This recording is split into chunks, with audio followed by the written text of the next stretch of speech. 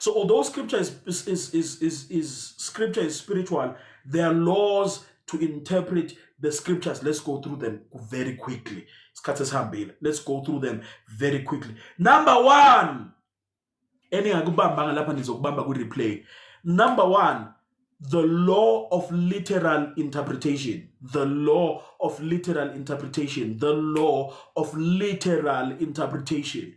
This means that we take the plain and literal interpretation until it's impossible to do so, or unless figurative language is being used.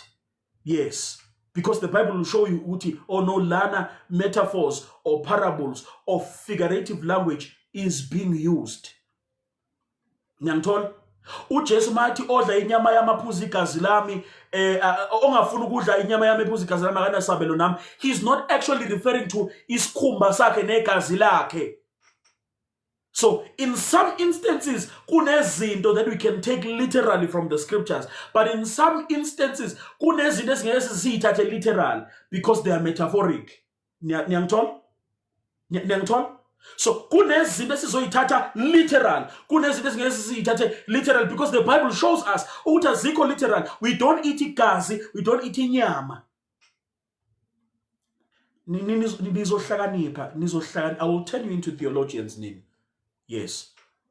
Ngoba uPaul, this is why we have the whole counsel of scripture. uPaul mayesefika uthi ngobusuku uJesu azobethela leading up to that waphakamisa icup wahlephula isinkwa kwadliwa kwaphuzwa. So manje we do that. That is seen done literally. That's literal interpretation. Ukuthi siphakamisa indebe sihlephula isinkwa.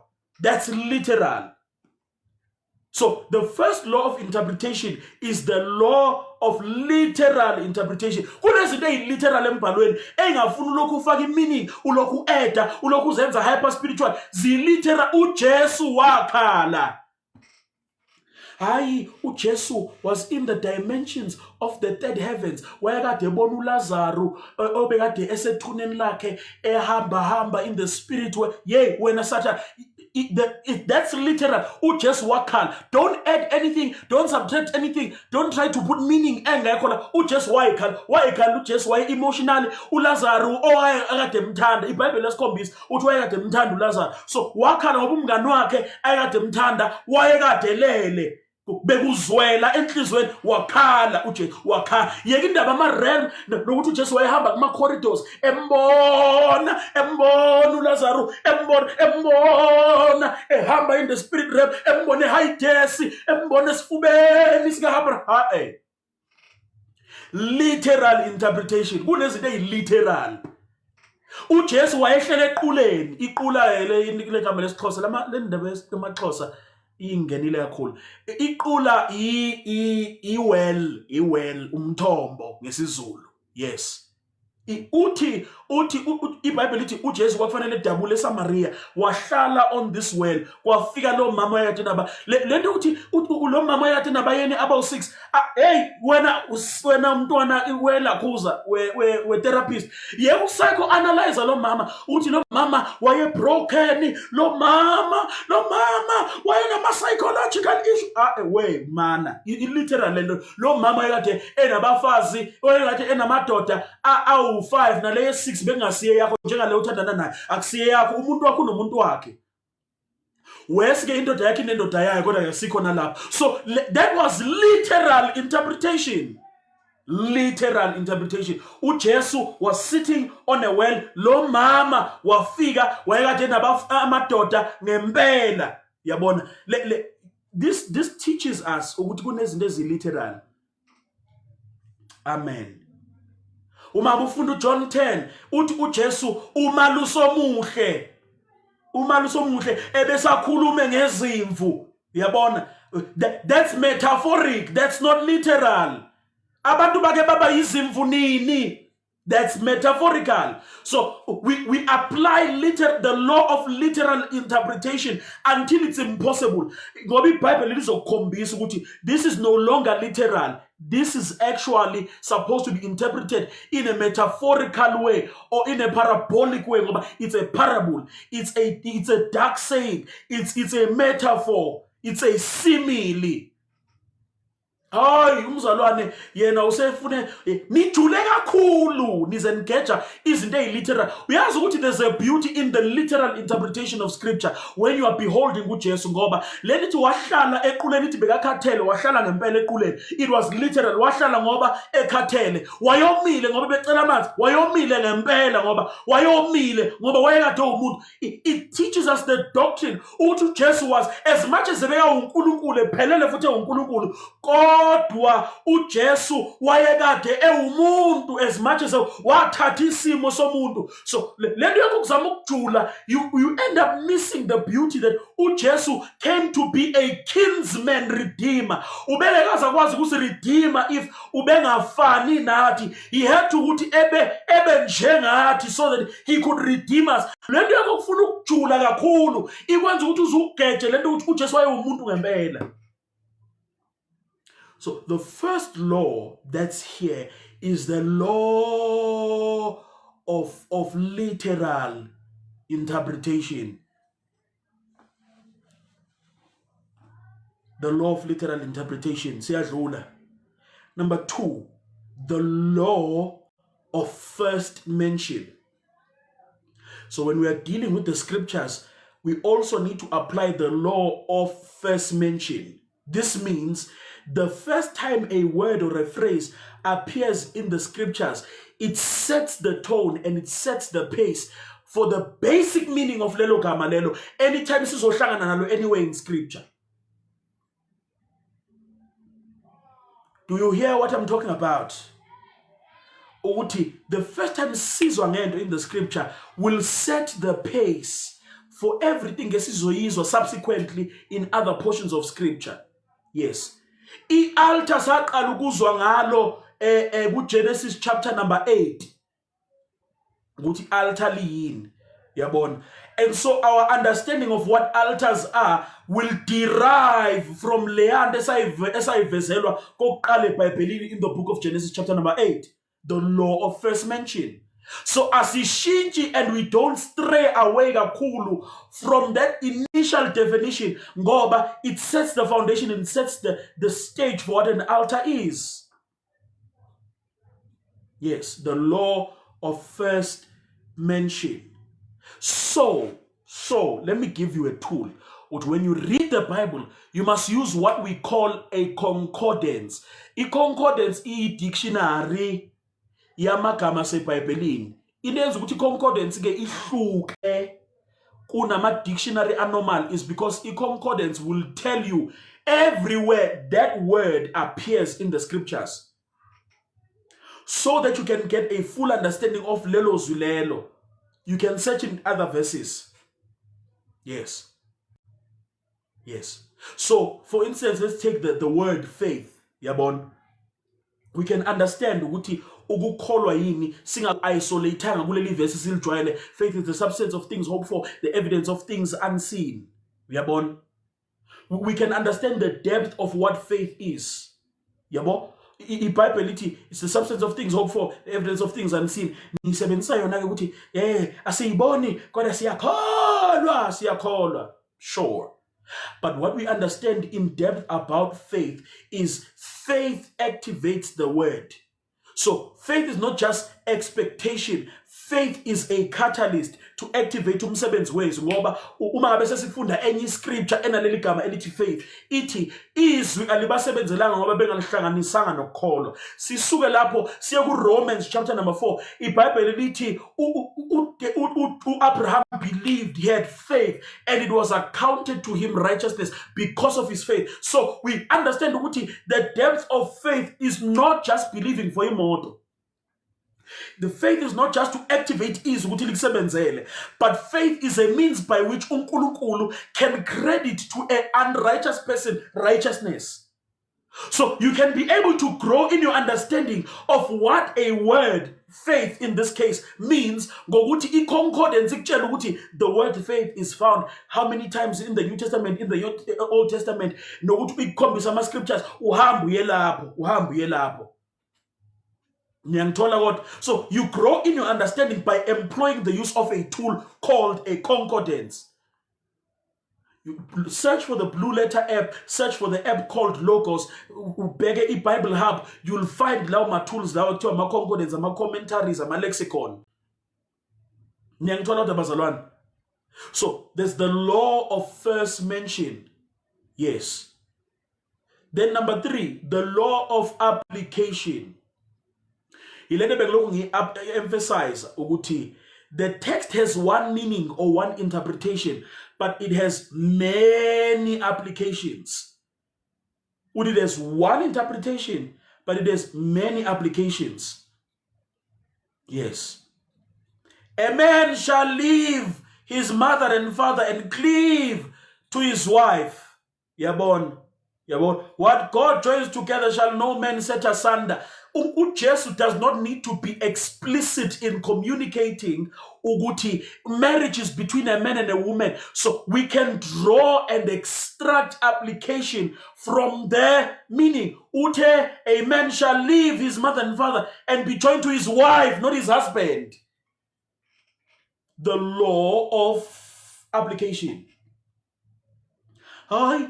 Wena-ke usufuna ukuthi uJesu never addressed into eyitabane. Uma ngabe uJesu engakhulumanga angeke mina ngize ngilalele uPaul. Uyabona abantu manje safuna uku-ignora izwi likaNkulunkulu. uJesu ukhulumile wathi a man shall leave a male person, Jesus Christ. A man shall leave his mother and father and cleave to his wife, female, umfazi, intombazane. uJesu uyanithanda kakhulu. So there's the law of application. In every generation, because izinto ziyashifta, we can find a way to apply what was taught, what was interpreted. The interpretation is singular, kodwa we can find so many different applications. An example of the application is not only when it concerns genders, between a man and a woman. Lendo issue ukuthi boys don't marry, men marry. When you see umuntu engafuni ukushada, isakhuluma itshela ngobufana bakhe. I'm not saying that's the only reason why abantu bangashadi, but it alludes to the fact that usawumfana because iBible ithi amen. So you want application iti men marry. So if you are a boy, kuyobanza ukuthi ushade. Nithola lento le, men marry. They'll go and search for a wife, not intombazane ekwazi ukupheka, a wife. So a man leaves his father and mother and separates because ubona umfazi, not intombazane endala. Ngoba baningi abakhona la kulo life abamantombazane amadala akwazi ukupheka akwazi ukucleana ansiba abafazi nemantombazane akwazi ukupheka akwazi ukucleana baningi nineyintshebe ezigcwele ubuso ansiba amadoda ningabafana nje. Ngiyaxolisa, I am so sorry. One interpretation, different applications. Do you understand what I'm talking about? So there's what we call the law of application. So when we deal with an interpretation of the Bible, we are not striving for originality. Asifuna ukuba original. We are not trying to create something of our own. Yes. I think our desire to come with something fresh oftentimes leads to deception and error. Because abantu abaningi, abazana abaningi, not even abashumayeli kuphela, but abazana abaningi let their egos get in the way of them being integral to the scriptures. You must exercise integrity to the scriptures, be true to the scriptures, be integral to the scriptures. Put your ego aside. Many of us can't put our egos aside because CB0 conference. I'm making an example. Ngiyamagetha at the same time. Ukuthi nge-23 to 28 sika March kunemvuselelo hostiwe uSibani. Kule mvuselelo leyana ngiyashumayela, right? And kushumayela umprofeti uMsimanga. Uyazi umprofeti uMsimanga, uyashumayela umprofeti uMsimanga. Ubaba omdala with experience in preaching. Webazana ba. So ungayifeel pressure ukuthi I'm competing against uMsimanga and he's not even competing against me. Angazi lokhu ngazi ukuthi ngubani wapi. Hey, and then you put your ego in the way and try to find a revelation. Ufuna ukuyoba blow ingqondo lapha eMlazi ukuthi bangazobona ukuthi kushumayela uMsimang the day before. Basale bebabazi ukuthi hey wafika uMshengu washaya. So you put your ego in the way of maintaining integrity to the scriptures. So when you approach the scriptures, you must lay your ego aside. Noma ngathi into is not original. Phuma nayo, ume nayo injalo. Yes. Phuma naleko kukhulunywa yizwi, ume nakho kunjalo. Stop trying to be deep, all in the name of ngiyashaya. No, maintain ease. Kuzobe khona ubaba usokhela lapha kuleya mvuselelo. Kuzobe khona umprofeti uKhanyo uNdlela. You feel pressure manje. The pressure is getting worse. The more ubuka poster, the more babona lo muntu labantu labo, the more pressure. Ngiyashumayela February kule poster le kukhona umfundisi uGift uMaseko, an apologist of note, a theologian of note, une theological degree lo muntu lona anginayo. Kukhona umenzi wakwashezi umfundisi lo, umngane wami umfundisi lo une theological degree. Bese mina manje sengizofila ipressure. Khona ubaba nomama uNgidi, ubaba nomama uNgidi, they are life coaches and they are leadership specialists, they are consultants. Kukhona umfundisi uSibetha laphayana, kukhona umprofeti ukufanele wakwaKhumalo. Abantu who are diligent in the scriptures, abantu abaziwayo, abantu abashumayelayo. Wafika la ufanele wafundisa nomthandazo, ngasaba ukufundisa the next day. Ngasaba ukufundisa the next day. Indlela yakade efundise nga. So mina sekufanele ngifeel pressure, kufanele ngibablow ingqondo. Ngoba ngiyazi ukuthi kuza abantu, kufanele ngibablow ingqondo ukuthi no gift engibona izongibiza esontweni lakhe. No. Put your ego aside. Put your desire to be seen aside and be integral to the scriptures. There's one interpretation. Stick to it. Stick to it. Yes. Ngiyangithola what the different applications, kodwa primarily there's one interpretation. Number 4. Number 4.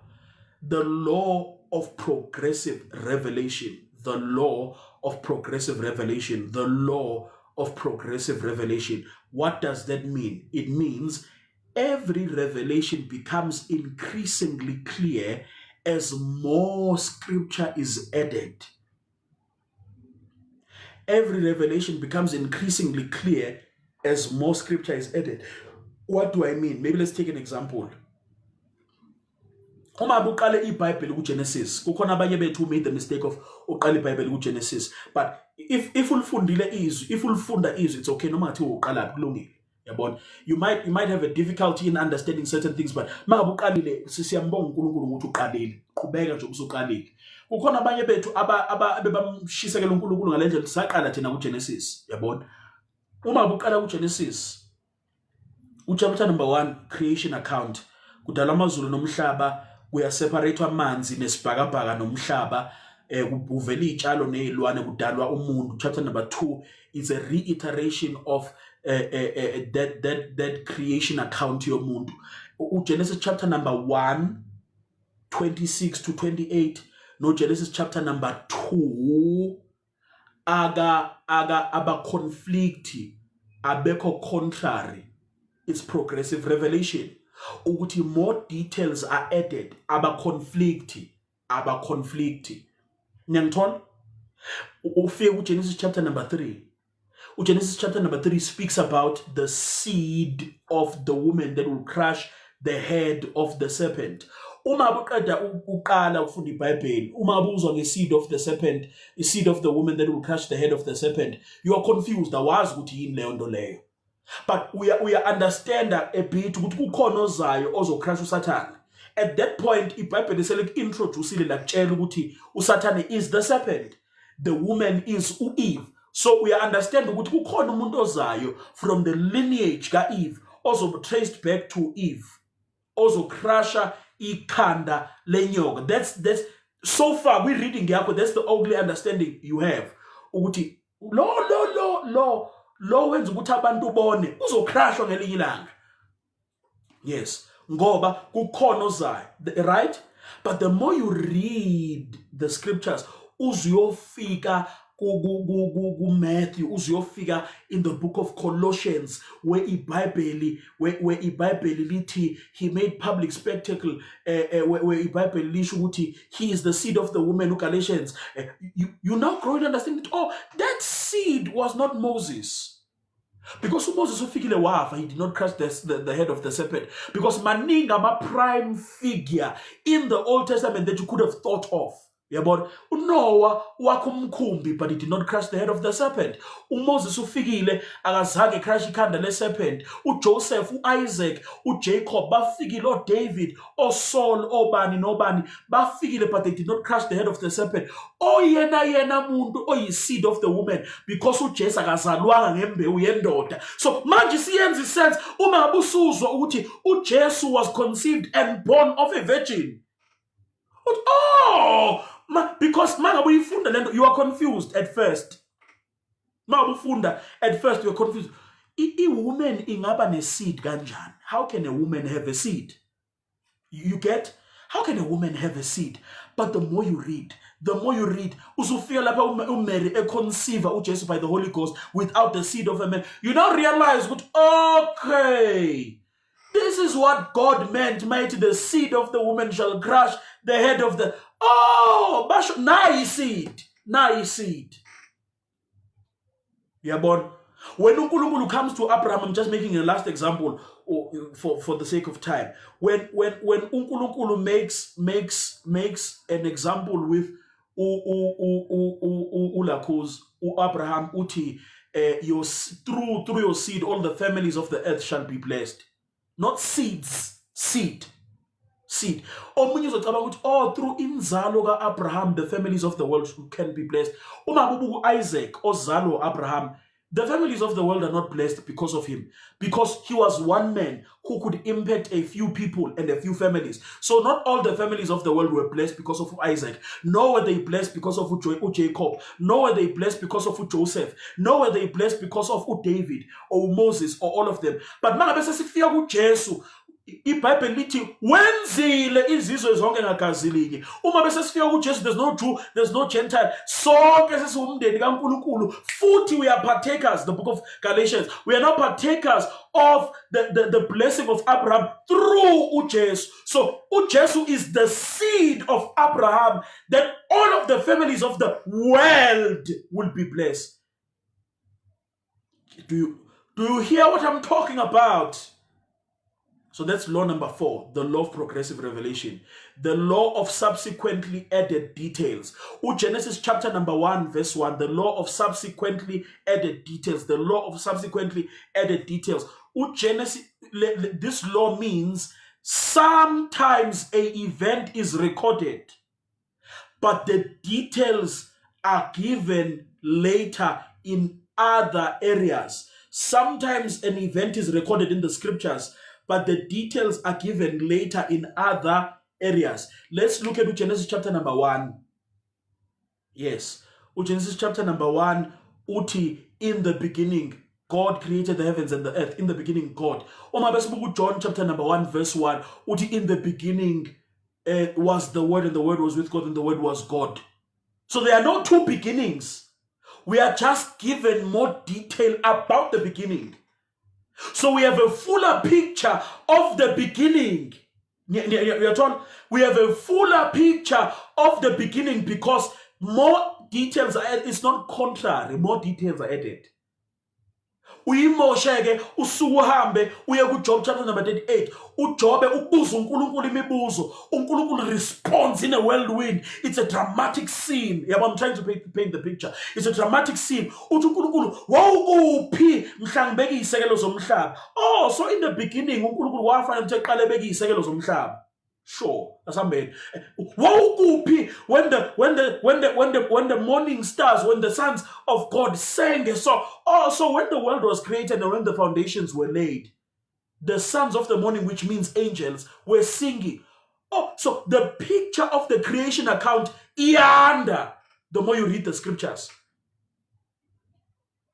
So it's not contrary, it's not speaking about separate events. They're just adding more details.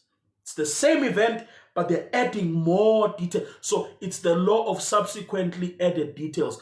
Don't think these are separate events or contrary, because Bible contradictions. One part in the beginning God, one part in the beginning was the word, one part the lamb was slain before the foundations of the earth, one part when the foundations of the earth were laid, the sons were singing. Which one was happening? No, it's not contrary, it's not separate, it's the law of subsequently added details. I'm teaching you lessons in Indonesian so that you can be able to understand your Bible, so that you can be able to defend your faith. Let's continue. Law number 6. Law number 6. The law of complete mention. The Bible, you don't build a script, a doctrine or a belief on one verse. You build a doctrine and a belief abanye bathi on 3 verses, but ngivumelene mangabe sidila ne-law of complete mention, ukuthi uNkulunkulu will give you all the information you need concerning a concept, a belief, a doctrine, a teaching throughout the whole counsel of Scripture. This is seen, example you cannot rely on one verse. You need the whole counsel of Scripture so that you can have the complete mention. The law of complete mention can be fulfilled. Uma ngabe ubona uJesu elingo Satan mayefika uthi ziphonse phansi, uma ngabe uziphonsa phansi, the angels will carry you. You don't build a doctrine off of a verse. Ngoba uJesu responded and gave the entirety of the counsel of God on the matter of throwing yourself down and angelic assistance. Uti, do not tempt the Lord your God. So it's possible to have one thing mentioned in the Scripture but not understand what it's conditional. Ukhona part of the Scripture that give you fuller understanding of that one particular verse or that doctrine or that concept. So when we are dealing about angels, we don't look at one verse and then we conclude ukuthi ama angels iloko enza lokho siqedile. Aya la awayila asebenza makunje asebenza. No, we need the whole counsel of Scripture to testify concerning a thing. Maybe I'm going to use lento ye grace ebekade ngikhuluma ngayo. iBhayibheli lithi it is by grace that we have been saved. Omunye uzovele ecabanga ukuthi igrace ile ndlela esisindiswa ngayo, igrace is only limited to salvation. Useyakhila idoctrine edila nokuxolelwa kwezono nokusindiswa ukuthi igrace iphelele lapho, kanti iBhayibheli lithi the grace of God is multifaceted. And I showed you 3 facets of the economy of grace, or the sides of grace. There's a grace that forgives and saves and restores and redeems. That grace, lesson desire. And then there's a grace that teaches. Titus chapter number 2, the grace of God teaches us to hate sin. And then we have the grace that empowers, the one that we see, upon my never my grace is sufficient and my strength is made perfect in your weakness. So you cannot rely on one verse to build a doctrine, to build a set of belief systems and a set of principles of pilangazo. You must have the entire counsel. And on the subject of grace. And so you need to make sure. Paul continues to explain, Uti, shall we continue in sin so that grace may abound? Uti, no. So, Uti, in the teaching of grace that saves, that redeems, Uti, we must not abuse that grace. We must not use it as a license to sin. We must not justify our sinning. Ngoba sithi grace will abound. Ngoba kukhona umuntu obambe Romans chapter number 5, Uti, where sin is, grace abounds.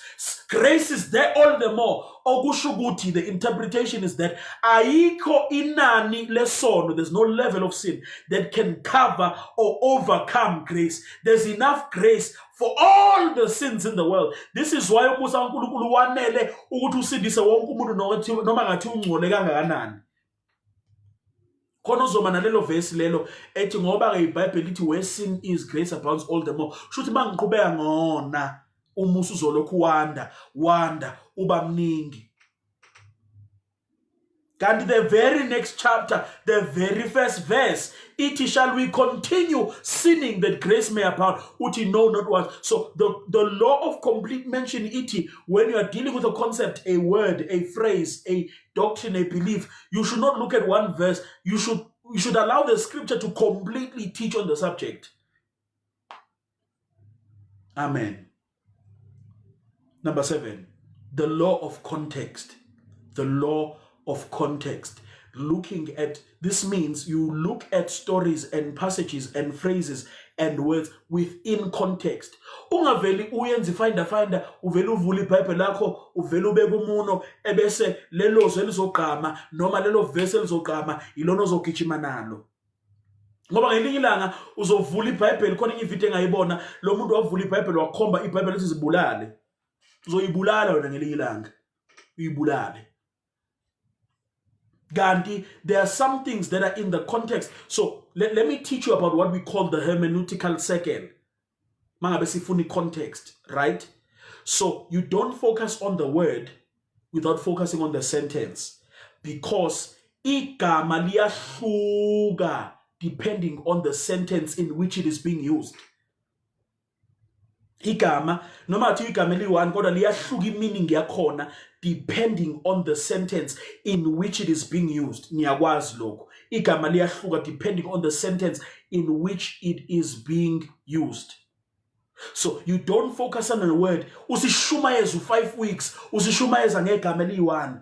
Uthe yazi iBhayibheli linamandla iBhayibheli izwe lilodwa lingakunikeza irevelation for no, you might have missed the context.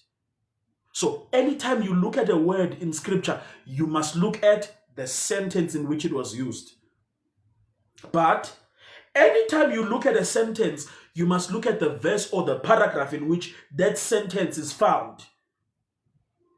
So uma ufunda iverse, you must read the verse above, the verses above, no matter the paragraph above, and you must read the paragraph below, the verse below, the sentences that come after. Ungavuthi ngesentence eyi-1. Uzoduka uvutha ngesentence eyi-1. So you must allow yourself to get context. When you have a word, find the sentence. When you have the sentence, find the paragraph. When you have the paragraph or the verse, find the chapter. Because the chapter can give you full context of what was happening leading up to that verse. We did this, Lendo hermeneutical circle, the law of context. We use the law of context when we were teaching about devotion at the beginning of 21 days. Ngay 1 mangiqala ukushumayela ngo-Acts chapter number 2. Ngithe uma iBhayibheli lithi and they continued. It means ukuthi kukhona abantu ekukhulunywa ngabo ngaphezulu. There are events ekukhulunywa ngabo ngaphezulu that we need to understand in order to have a better appreciation of the verse that we are reading. So in order to fully have a revelation and an understanding and a proper interpretation of who and they continued, on the day of Pentecost, they were in one room, badawa ebese bakhuluma ngeindimi ezihlukile babane boldness ukuthi beshumayela ivangeli. Yabona? Oh, i-context before lapho ukuthi uJesu baze betholakala ku-upper room nje, uJesu wayethi abayolinde eJerusalem. Niyathola? The law of context. Kunezinye izinto misinterpreter. Uyikhulume kabi, uyidukise wena ngenxa ukuthi ufocus evesini elilodwa. You did not read the chapter, you did not read the paragraph, you did not read the sentence, you did not read the whole book. Ngoba after you go from word to sentence to paragraph or verse to chapter, you go to the whole book. The whole book will give you context. Yes. Uzufike usufunda Eloi ubani lothi Eloi lothi Eloi ubani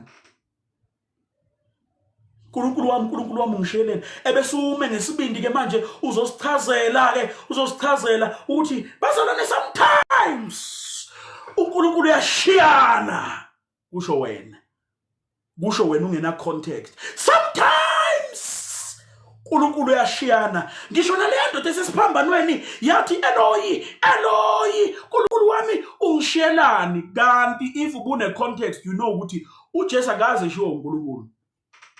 He was in perpetual, consistent relationship noNkulunkulu. But uma ufunda leyo part le without having the context of the entire Bible, ukuthi iBhayibheli lithi izono zethu zonke zabekwa phezukwethu ubuso bakho uNkulunkulu, because yabona ukuthi uzu understand uEloi fanele uzuhambe yomdonsa kuIsaiah ukuthi uNkulunkulu usithile ubuso bakhe ngenxa yezono zethu. So uJesu wezwa ngathi uNkulunkulu usithile ubuso bakhe ngoba wayesethwele izono zabantu, ngoba wafanele ukuthi afe eyithi. Yabona ukuthi manje uEloi usamdonsi kuphela kuIsaiah, because after reading a word, a sentence, a paragraph, a chapter, a book, you must read the entire Bible to have the context of what is happening. So awusamlandi kuIsaiah kuphela, usumlanda ku2 Corinthians ukuthi wabafela bonke, so wafa endaweni yethu. So lo muntu ombona ethi Eloi umuntu osengene endaweni yesoni, uflathela nje uNkulunkulu uthi uNkulunkulu umshiyelana usengene endaweni yeso. Uyabona ukuthi manje it begins to make sense. Context. That is the law of context. So ufunda igama, ufunda iverse, ufunda paragraph, ufunda incwadi, ufunda chapter, ufunda incwadi, ufunda iBhayibheli lonke, so that you can have proper context of verses. Kunezinto esayishumayela singena context and esashumayela error that we need to apologize for, because sayishumayela ngesibindi but sayishumayela singena context. But context is not just reading the Bible. Context also sometimes is historical. Context sometimes is historical. You need to read the history of the day to better understand. I was looking at something during the week and it blew my mind. Lento ethi uJesu ngekathi ehlele etafuleni nabafundi ethi thathani na indebe. Lo muntu uthi in Jewish culture ngesikhathi sikaJesu, when a man was going to propose to a woman, ubezomnikeza icup with wine, ethi take and drink. So lento yenzeka kwi-Last Supper is not only just a sacrament that we repeat. Uyabona ukuthi manje sesine greater level of interpretation. We now understand, oh, historically they understood what Jesus was doing. Mayibanikeza icup. Jesus was not just giving them something to drink. He was actually doing a marriage proposal. Now that we are called the bride of Christ. Lento ukuthi abanikeza icup ethi take and drink, it was a marriage proposal. Uthi lo umuntu lona ozoshada indoda le ukunikeza intombazane, he calls for a dinner, kuhlalwe phansi kubekwe isiko kubekwe wine, amnikeza icup as a means to propose. Uma ngabe umfazi ephuza le cup uthi ngiya accept iproposal yakho, ngifuna ukukushada. I accept your proposal, ngifuna ukushada wempemu. Uyabona, uma abe lo muntu oshade naye engazange kupropose kanjalo, ngiyadoubt ukuthi nishadile, I'm just playing. But umnikeza icup uthi phuza, umfazi mangabe eresponda to accept the proposal, uvele thatha icup enze njani eliphuze uthi I accept your proposal. Ebese mangabe sekusuka lapho uhleshula isiko kudle kube mnandi, ebese bahlukene nomfazi bangaphinde bebonane. While behlukene, lo uyahamba yokwakha indlu, John chapter number 14. Mangabe nginishiya ngiyahamba ngiya kubaba, ngiyonilungisela indawo ukuthi la ngikhona nibuye nizoba nami. Context, historical context of the day. Ukuthi uzohamba ekhaya lika baba wakhe undoda lo ebese eyo-eda indlu to accommodate umakoti wakhe, ngoba ke sibaningi. Uthi ekhaya lika baba uthini uJesu, uthi ekhaya lika baba izindlu ziningi, ngoba vele sibaningi, siwumzimba wodwa kodwa sibaningi. Uthi ekhaya lika baba izindlu ziningi. So if you accept my proposal of marriage, if you accept to be in covenant with me, don't worry, you'll find space. There's room for you in the kingdom. There's room for you in heaven. There's room for you in the Father's house. Context. Uyabona ukuthi context inikeza iBhayibheli depth. Uyabona ukuthi context yenza ukuthi iBhayibheli lenze sense. So there's what we call the law of context. The law of context.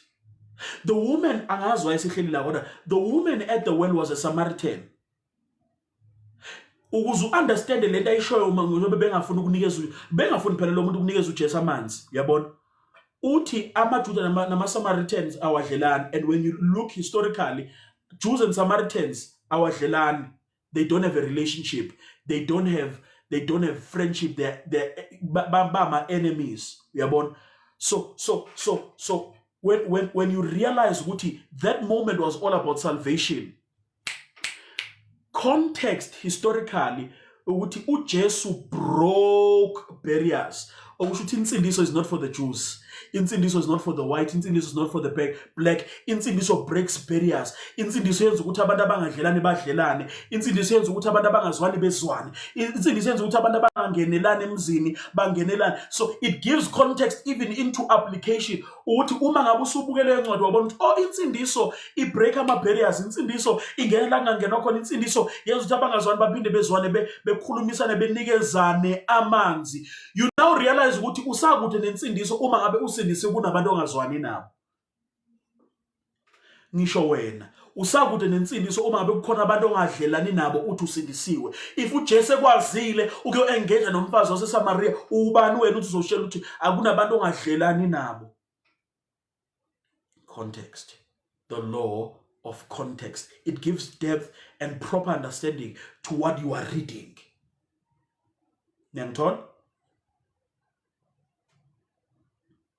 Amen. Angeke ngize ngiyeke koPaul abathi abafazi mabathule, abanye mabathwale, abanye mabangathwali. Ngeke size singene kule nto leyo because vele sizoxabana. My position is clear on that matter, but sizoyithinta ngelinye ilanga. Amen. So to gain context, sometimes you must strive to understand ukuthi ubani obhalile la. Who is writing this? Why did they write this? Because when you understand that, kulula ukuthi understand izinto ezimbalo. For instance, the book of Corinthians. Paul in many areas uyabhala ukuthi ngakade nginibhalele nina. Ngakade nginani nina. But I feel the need to write because ngizwile ukuthi khona olala nomfazi kababa wakhe. Ngizwile ukuthi niyafeba, ninezipho, ni strong ezipheni kodwa niyafeba. So uPaul mayabhala incwadi yabaseKorinte uyibhala ngenxa ibhalwa uPaul ibhalelwa ibandla laseKorinte, ibhalelwa abantu abafebayo, abantu who are in prostitution, abantu abakhonza Aphrodite, abantu abasindiswa kade bekhonza Aphrodite, abantu aba-unruly esontweni ngoba that was the culture of the day ukuthi beba-unruly esontweni abafazi ngoba they wanted their voices heard. So umfundisi uzothi eshumayela lapha kulokhu kuxoxa, kulokhu kukhulunywa, kulokhu kune-disorder in the church. So uPaul uthi hey nina shut up. You're causing chaos esontweni. Umfundisi akakwazi ukufundisa, akakwazi ukukhuluma ngoba nina lokhu nithi shut up. Ngizokubuza amadodeni ekhaya. Niyathola what? Ngoba uma ngabe uzothi wena uPaul wathi abafazi abathule esontweni. uChapter number 12 uthi akuprofeti. Uthi abaprofeti. So uthi abathule bese phinde abaprofeti. Uthini uPaul? Uthini Paul? So you need to understand context. Yabona? They were unruly. Okay ke asiyeke lokuthi chapter number 12 uthi abaprofeti kodwa kulenye indawo uthi abathule. Asiyeke le. Asikhulume ngale ukuthi sibathini laba bangenayo amadoda ekhaya. Sithini ngalabo? Ngoba kukhona ebebangenayo amadoda ekhaya. Njengoba uzohamba niyobuza amadoda ekhaya. Laba bangenayo amadoda sithini ngabo? Context. So, amanye writings kaPaul, as much as they are inspired of the Spirit, they were a response to izinto ebekayizwile about a particular church. Context. Who wrote? Why did they write? Why did they say what they were saying? I covered that. When did they write this? The culture, the societal, political, economic climate of the day. Let's use Corinth again. The reason why Paul has to deal with sexual immorality in the book of Corinthians is because Corinth was a merchant city that was known for promiscuity. You take the voyage and you take the journey to Corinth. Context. Corinth was a merchandising city. We have this treasure in earthen vessel. He could have chosen we have this treasure in golden vessel, but we ask clay. The earthen vessel is clay. We asked clay is a very cheap commodity in the joy. Cheap commodity. You are a cheap commodity that carries a great treasure. Cheap commodity. You are frail cheap commodity. We are going to understand the ilakuza of the day. The context, the historical culture, the background of the day helps you to have better appreciation for these scriptures. ukuthi they considered clay to be a very cheap. Mhlambe, if it was Africa, we would have considered clay a very valuable commodity. So, because we understand the concept, we have a better appreciation and understanding of the scriptures, the law of context. When did they write? Who were they writing this to? I covered that. Let's move quickly. The law of agreement. The law of agreement.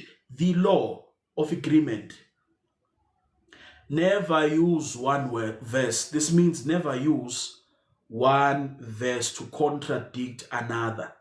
And anytime you find a contradiction in the scriptures, you are the one who has a contradiction, not the scriptures. Yes. Anytime you told a contradiction in the scriptures, many cases when a contradiction, nekanda. So when on a contradiction, either awufundanga kahle, either awufundanga ngokwanele, you didn't read enough, or you misinterpreted. But the Bible does not have contradictions. What we believe about the scripture is that the scripture is inerrant, it is without error. There's no contradiction. No matter what translation, the scripture is one cohesive message from Genesis to the book of the Revelation. The scripture has one message. It is not contradictory. In fact, ayikho incwadi in living history la inama reference are connected all over the place. Ngoba connect to Genesis, connect the book of Jude, uthatha Revelation, connect with the book of Leviticus, uthatha incwadi ka Deuteronomy, connect with the book of Philippians. There's so many references. If let be enziwe umuntu ingenaso isandla sikaNkulunkulu, this would not be possible. Amen. So the Bible has no contradictions. So anytime we want a contradiction, the law of agreement must come back. Which the Bible must agree. The scriptures must agree. So I need to read again. I need to check my interpretation. Because there is what we call the law of agreement. The scriptures are without error. There's no error in the scriptures. Amen. In the first 5 books of the Bible, the Torah, the Pentateuch, there are animals that are forbidden to eat. Kodwa uma ngabe sesifika ku-Acts, iBhayibheli lithi uNkulunkulu wafika kuPetro wathi bulala udle. Uyabona manje ya contradict le nto le. And it's when you get to the book of Galatians that is explained. So sometimes ukuthi awufundanga ngokwanele zolokuthi kunama contradictions. Awekho ama contradictions in the scriptures. This is what we call the law of agreement. Let's go. Number 9, the law of repetition. When there's repetition, you need to pay attention. There's an emphasis there. There's something that you need to look at. I'm just rushing for time. Number 10, the law of triple reference. Lendo eti the law of triple reference ishuguti. Every verse you will find in the Bible has 3 applications. Number 1, the first application is that verse is historical. Ogushuguti, the Bible records historical events. So lento ifundayo is not fiction, it's not fables. Yenzeka ngempela.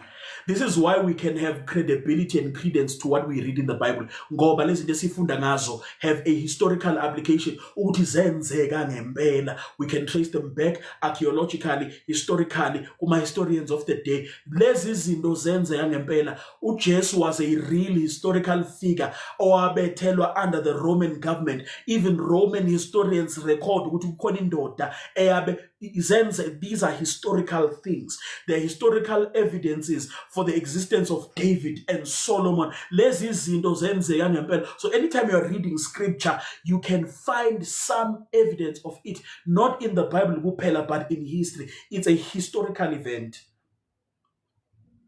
The first application of every portion of scripture is that it's historical. These are real life events with real life people that can be investigated.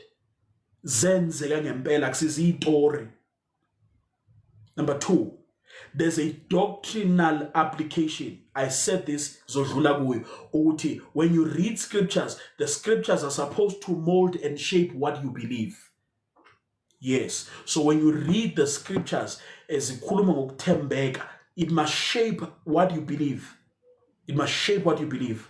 It must shape what you believe ngoNkulunkulu. It must shape what you believe about life. It must shape what you believe about the supernatural. It must shape what you believe about business. It must shape what you believe about relationships. The Bible must shape your doctrine. Doctrine is teaching or belief, a set of beliefs. So the Bible must shape what you believe.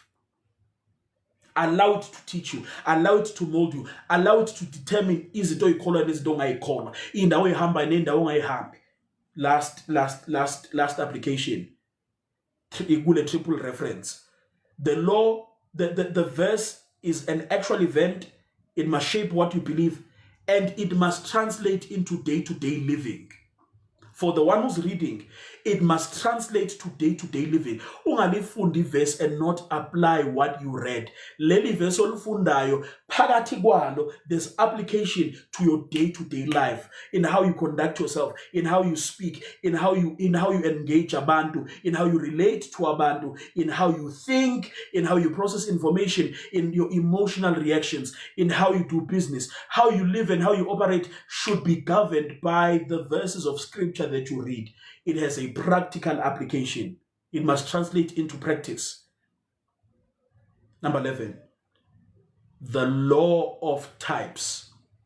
The law of types. So lendo iti, because iBhayibheli lenzele ukuzokhomba kuJesu noma ukuzokwambula umsebenzi kaJesu noma ukuzoveza insindiso, there are people, places and events in the Old Testament that are historical and real. Yabo? Ziqiniso, historical, but at the same time they are pointing to New Testament realities, New Testament people, New Testament events. For instance, lento eyenzeka where Isaac was supposed to die, kodwa wangafa, it was an actual historical event. Kodwa it was pointing to uJesu ozothi ngengathi kufanele kufe thina for amacala ethu kufe yena. So story ka Isaac was a type of the crucifixion of Jesus. Niyathola? It was pointing to that. When you hear ukuthi abantwana ba-Israel walked through the Red Sea was a type of the waters of baptism. Ukuthi they went into the Red Sea as slaves and they emerged as free people. They were only considered free because their oppressors had died. Nyangtol? They were not really free after they left Egypt, but they were free when their oppressors died. And they died whoopee in the waters of the Red Sea. So this was representative of the waters of baptism. Uthiwa sifa kanye noJesu. Kukhona izinto ezifayo nezisalayo emanzini when we are baptized. So when they walked through the Red Sea, bengena be one thing, bephuma be enye into, it represents the water of baptism. It's a type of the waters of baptism. Ukuthi singena singenye into siphume singenye into. Nyangton? Slowly. Number 12. The law of double interpretation. Yabona le session namhlanje ngizoyihlukanisa kayi-2 because le part yokuqala introduction is easily an hour, nale hour. So the law of double interpretation. Many prophecies have primary and secondary interpretation. Kune propheto in the Old Testament that were referring to izinto ebezenzeka ngaleso sikhathi, but were also pointing to the future ngokuza kaJesu. Ngoba uthe uJesu ngaye ukhulume ngaye ngithi wathi bonke abaprofeti nayo yonke lento le ikhomba kimi. So there are some prophecies that we read in the scriptures that were actually designated to kings. They were actually prophesying to a king and a nation and a society and a season. God, they're actually also pointing to Jesus. So some prophecy, not all, but some prophecy have double interpretation. The interpretation can be applied to the situation manje, but it can also be applied to ukuza nomsebenzi and the person and the character of uJesu. Number 13, the law of gaps. In the scriptures, we have so many gaps.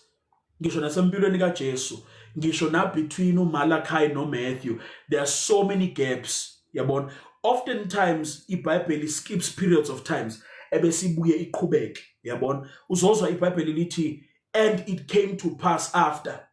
And it came to pass after. It shows ukuthi there's a gap between what you just read and what is now happening. Now ngifuna ningizwe ngekathi sifike ensindisweni ke sezwa ukuthi there's a gap between Genesis chapter number 1 verse 1 and Genesis chapter number 1 verse 2. Ukuthi no, this is why we can understand evolution. Ngoba uNkulunkulu created the heavens and the earth. Ebese manje sesibona ukuthi the earth is void and dark and without form. Yabona? Ebese bathi no, there's a gap there. Unless the Bible tells you there's a gap, don't put in a gap. Ayiki gap lapho ungayifaki igap. Hallelujah. Ungayifaki igap la ingekho khona. Don't add or subtract to the scriptures. So some things are error, some things are misleading ngoba sisebenzisa ingqondo zethu to add izinto engekho. IBhayibheli mangabe kukhona igap ekhona izokutshela ukuthi and it came to pass after. Nangithola? Or it will just show ukuthi uJesu wayekade ezalwa wabuye sena 2 wabonakala sena 12 wanyamalala wabuye sena 30. IBhayibheli will tell you uzozibonela from what the Bible says ukuthi okukhona igap la. Don't just assume. Uska azuma ngwanesu, uska azuma. Last one, sivale. The law of emphasis. The law of emphasis. The law of emphasis. Ngoba maybe let me kancane. Ngoba niyathanda ukueda izinto la uNkulunkulu angayiedanga khona. Nizame futhi no interpreter ukuthula kaNkulunkulu engashongo lutho. Uyabona the law of gaps when we're interpreting the scriptures teaches us a valuable principle. Sometimes uNkulunkulu uyathula. Sometimes uNkulunkulu uyayithulela. And if you learn to accept the gaps that you find in scripture, the things that are not mentioned in scripture, and that you will not understand until you'll be okay with not understanding certain things. Sometimes sometimes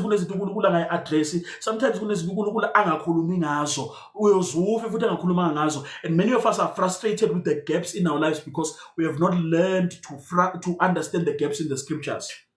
We want to fill the gaps with something. We want to understand the gaps. We want to research the gaps. And sometimes uNkulunkulu vele thule. Vele thule nje uNkulunkulu. Yes, nasekuthuleni kwakho uyasebenza. Yes, nasekuthuleni kwakho uyakhuluma. Kodwa sometimes uNkulunkulu vele thule. And when you learn to understand the gaps in the scripture, you will understand the gaps in your life and story. Number 14, the last one, the law of emphasis. The law of emphasis. The law of emphasis. Do not overemphasize a doctrine or a teaching or a principle above another one unless the scripture tells you that you must emphasize it. Ngoba ekugcineni uzoba nama-believers are unbalanced. Hambani nam. Kunabantu abezwe ivangeli lenhlupheko kakhulu that they overemphasize the prosperity. And now sinabazalwane who are extremely leaning to iside le prosperity ngoba that's what is overemphasized over inhlupheko.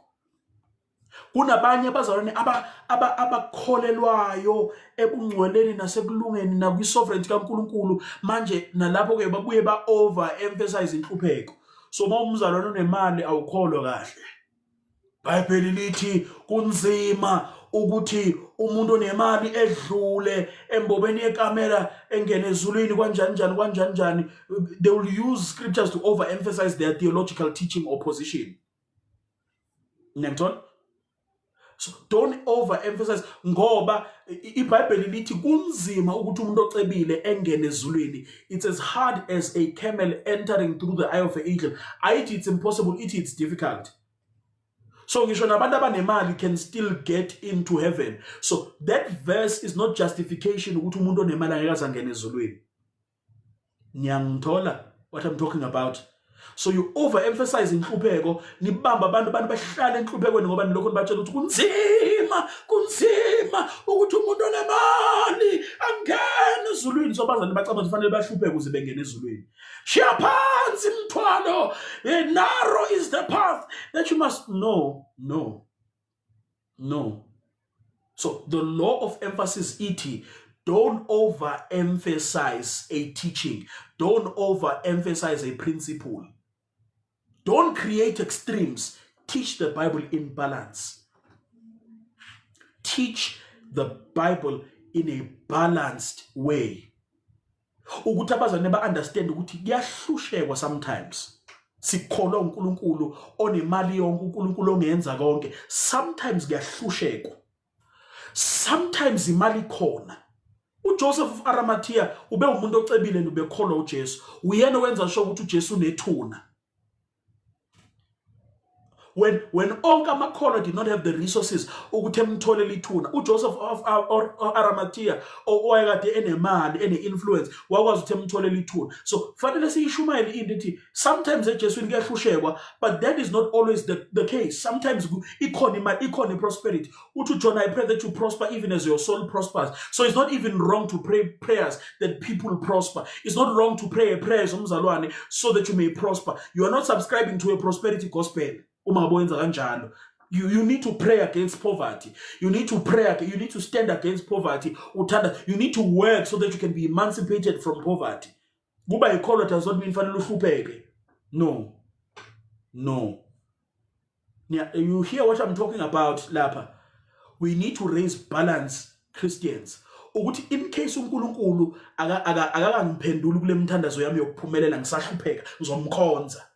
Noma sengicebile angengimkhohlwe ngizomkhonza. We need to raise balance. Angisiyo maphorisa kodwa ke we need to raise balance, Christian. Uzwa abanye and I'm closing here. Uzwa abanye overemphasizing truth and righteousness over grace. Nabazana be crazy. I-grace kade ayikho eBhayibhelini na. Thina yesilunge ukuyokhonza laphana, thina sebazana bathanda iqiniso. No, nithanda umthetho. You are legalistic and you are religious. Uma ngabe niwa akekho umuntu ozoniphakamisa indlela enithanda ngayo umthetho. No one can restore you because nisibona ningalungiseki uma ngabe niphula umthetho. Ngabazana bomthetho. Ikhona indawo yeqiniso, kodwa ikhona indawo yomusa. Khona indawo yeqiniso, ikhona indawo yomusa. You must be balanced ngoba neBhayibheli liyasho ukuthi uJesu wafika and we beheld him. John chapter number 1 from verse number 16 ukuya phansi. Ukuthi he was not born of flesh and blood, but we beheld him and the glory of the Father. He was full of grace and truth. So uJesu akanawo umusa kuphela, uneqiniso, futhi akanalo iqiniso kuphela, unomusa, unakho kokubili. Nishaye abantu mangabe belalele intshumayelo zenu, they feel like they are irredeemable, that they can't be rescued, that iphelile indaba yabo because they've not lived according to the law, they've not kept the commandments. So babona ukuthi angeke basalungiseka ngoba bagqoka amabhruko, bazifebe zezinja, ayibo kwangathi awukho umusa. Ngiyamtshela ngasilima zabafundisi abashumayela umusa, ayibo kanti umusa ushunyelwa. Ungizwile. Ebese uthola ke laba abashumela umusa, uthola abashumela ebazana uNkulunkulu uya-understand. uNkulunkulu uyasisebenza.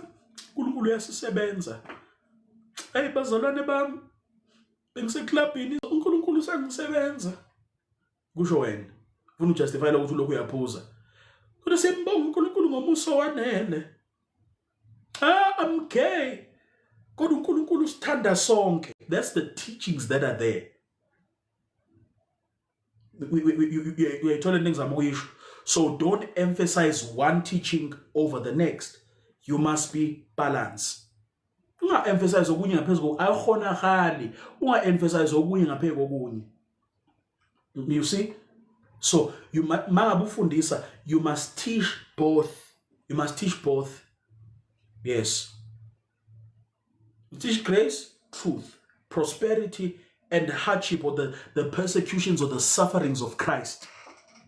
This is why I subscribe to into ukuthi unabafundisi abaspecialize, because into zoyenza ukuthi you'll create extremes in the body. Teach the whole Bible. You are specializer. You are specializer. I'm not against ukuthi umuntu ezinikele nempilo yakhe to studying something and studying one area. Kodwa ekugcineni you must teach the entire counsel of scripture. Otherwise, so create abazalwane who are tilted this side or that side, but are never standing straight. Ngoba oshunyezwe iqiniso kuphela wanganikezwa umusa uzowe egcineni, ngoba uma iBhayibheli lithi sisindisiwe kungumusa, if umthetho ubunamandla ukusisindisa, ngabe wasisindisa, kodwa sisindisiwe kungumusa. Yabona, kodwa akusiwo umusa wodwa omisa umuntu, ngoba mangabe sishumayela umusa kakhulu abantu bazowela esonweni ngoba bengatshelwanga iqiniso.